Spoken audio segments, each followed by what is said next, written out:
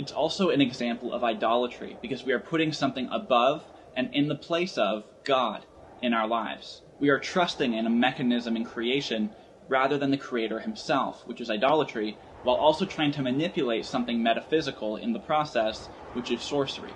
And obviously this practice can be and should be repented of, but the point is it is inconsistent with God's moral will for our lives. Now, while there's no reason to believe that there's any such law in the universe, and while the Bible does classify this practice as being sorcery and idolatry, we do know from Scripture that sorcery can open up spiritual doors to the wrong kingdom. I would argue it's the case that for those who really dive into this practice, they're opening up demonic doorways into their lives through the practice of idolatry and sorcery. And maybe it's the case that for those who have opened up demonic doorways into their lives, they're giving these demons right of way to manipulate them and deceive them. And I want to include this as a fourth possible explanation for law of attraction success stories. Namely, that demons are orchestrating and manipulating things in people's lives to convince them of a false narrative. And this is even more likely if you're someone such as a New Ager who has all kinds of doorways open through the practice of meditation, through the practice of yoga, through the practice of taking psychedelic drugs, chanting, trying to call on spirit guides, angels, etc.